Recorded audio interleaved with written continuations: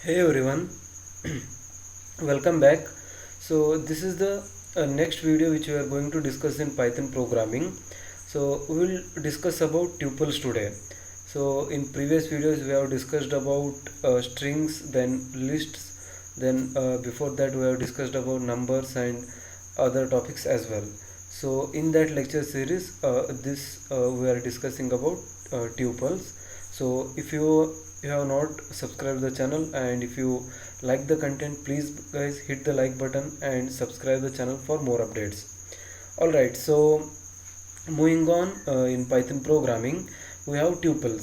So a tuple is a sequence of data type that is similar to list, but so it is similar to list but there is some difference. So what is that, we will see. So a tuple consists of number of values separated by commas and enclosed within parentheses.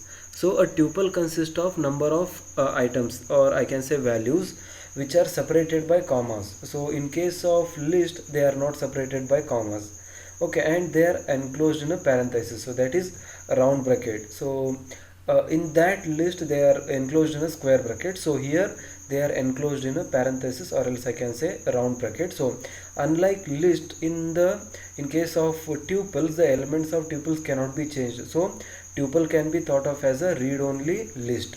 So in list we are able to change the element. So if you select a particular element by giving the index number, and you just use the function inbuilt tool, that we can change or rearrange the list as we can move in the program. So that is not allowed in tuple. So once you define a tuple, you cannot change the tuple and forever. So it is just like a read only type of list. So it is similar to list, but only the difference is it is a read only list. So the changes we make to the list are not allowed in case of the tuples. So that's the a quick definition about the tuple, and what is the possible similarity and difference between the list and tuple. So I hope you understood that one. So now in Python shell I will be showing you practically the following content. So what we are going to discuss is how to create a tuple. So first we will see how to create a tuple, then we will go for getting the length of a tuple, then we'll move forward and see how to access the particular elements in a tuple. So if you have got a long tuple, then how we can access a particular element in that tuple. So that one we'll going to see, and we'll wind up this session by seeing how to combine two tuples. So if you have got some 2-3 tuples, then how you can combine them together to form a new tuple. So without wasting time, let's get started. So I will just open the Python shell here. So I am using the latest version, that is 3.8.3.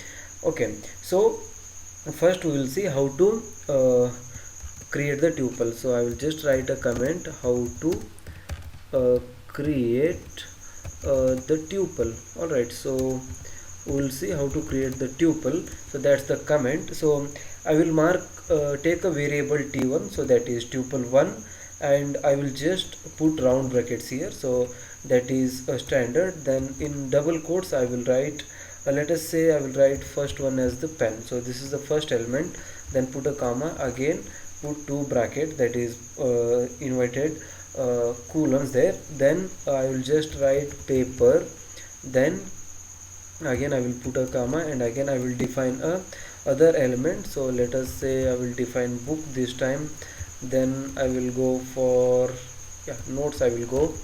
Alright, so this is the first tuple which I am having. So like this you have to define the tuple. So first you will give the variable name, that is user defined. I have taken it as t1. Then you will just mention two brackets there, and inside these brackets you have to write in double quotes the whatever elements or items you want to write. So I have written four elements, that is pen, paper, book and note. So as you can see, all those elements are separated by comma. So that's the property of tuple. So now if you want to check whether my variable t1 is being taken as tuple or not, then you have a function here. So you just write there type, and in double brackets you have to write the name of the variable, that is t1, and hit enter. So once you hit enter, you will be displayed that as you can see, a tuple is being displayed there. So tuple class has been taken. So the variable t1 has been taken under the class tuple. So from this you come to know that my variable t1 has been taken as a tuple. So alright, now we have confirmed my variable is now tuple. So that's it. Then we will go for let me just print this one. So if I print this one, as you can see, it is printing a tuple. So pen, paper, book and notes. Alright, so this is how we can define a tuple. Now we will go to the next topic, that is how to get the length of a tuple. So it's very simple guys, and it is as similar as other options there. So for every directories, or you can take strings, list or anything, so the function which is used is to get the length is universal. So that function is len, and in bracket we have to mention the name of the variable or tuple. So t1 is the name of the tuple here. So as you can see, there are 4 elements and it is displaying 4. So alright, so I will just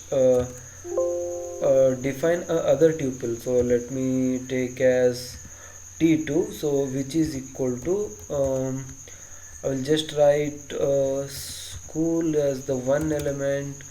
Let me just define it in a double quotes. School is the first element, and in the I will write the second element as, let us say, college.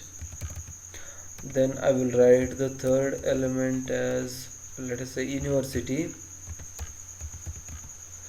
Alright, so I will write just university here. Then this is the second tuple. So now if I check the length of this tuple, so that is len, then the name of the tuple, then it should show me 3. So as it is showing me now 3.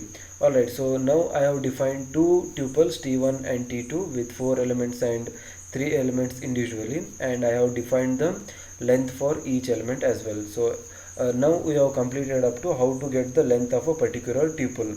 So now we will go to the next topic, and that is how to get an element from a tuple. So if you want to access a particular element from the tuple, so let us say you want to access this pen from the first tuple. So that is, you want to access this. So if you in some other function you are using this tuple and you just want to access the pen and others you want to leave, so how I can do that one?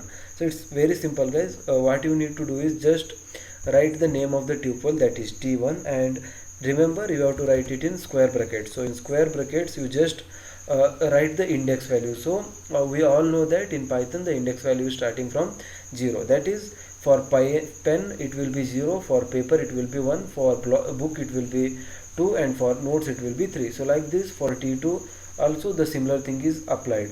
So for school it will be 0, for college it will be 1, and for university it will be 2.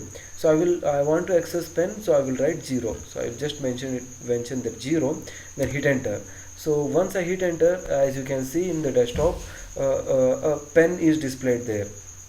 So once the pen is displayed, so if I want to access some other element, let us say I want to access notes. Okay, so if I want to access the notes, then I will write t1, and in square brackets I will write the index number, that is 0, 1, 2 and 3. So I will write 3 and hit enter. So as you can see, notes is being displayed. And similarly, if I go for the second tuple and I want to access the university, then what I will write is t2 in square brackets I will write 2. So it will display university. And let me just check whether this will be working or not. So if I mention -1, what will happen? So as you can see, if I mention -1, then also it is showing me university. So there is other thing which you should mention is if you are going from our right hand side to the left hand side, that is from university towards college in case of tuple 2, the numbering will start from the -1. So for university it will be -1, for college it will be -2, for school it will be -3. So let me just take an example. If I want to access college, then I will just mention -2. So as you can see, college is being displayed. Similarly, if I go for school, then I have to write -3.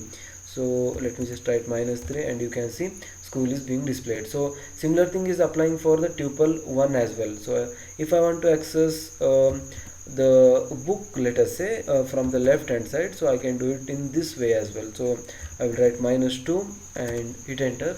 So as you can see, book is being displayed. So there are two ways, guys, how you can access the elements of a tuple.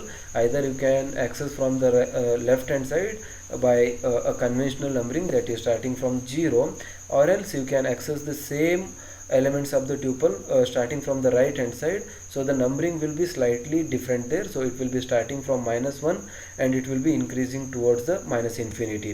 So that's about how we can get the elements of a tuple.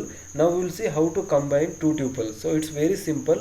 Let me just take a third tuple T3, and which will be the addition of tuple 1 and tuple 2. So I will write just T1 plus T2. So these are the two tuples which are going to add up together to give me a third tuple, that is T3.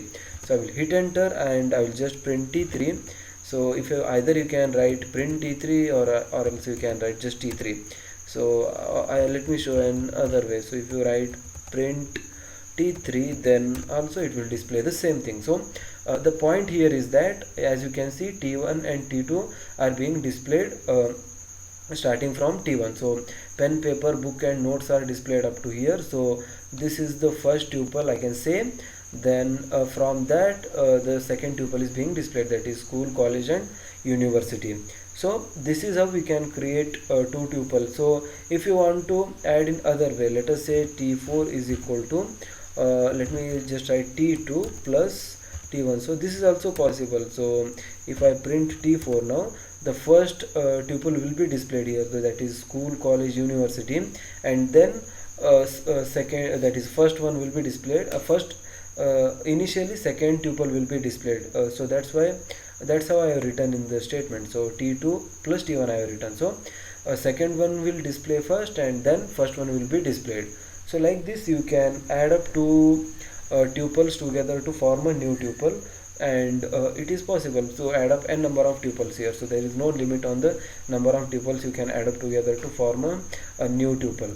So that's all about the tuple. So what we have covered in this topic or in this video, we'll just have a recap. So we have seen how to create a tuple, then we have seen how to get the length of a tuple, then we have seen how to get an element or how to access a particular element in a tuple, then we have seen how to combine two tuples together, or more than two tuples together. So that's all about today's session, that is what is meant by tuple and all other things. So I hope you like this video, and if you want to learn more videos, and if you want a good content, then I suggest you just subscribe the channel, because we will be posting these type of videos continuously. So thanks for watching. See you in the next video.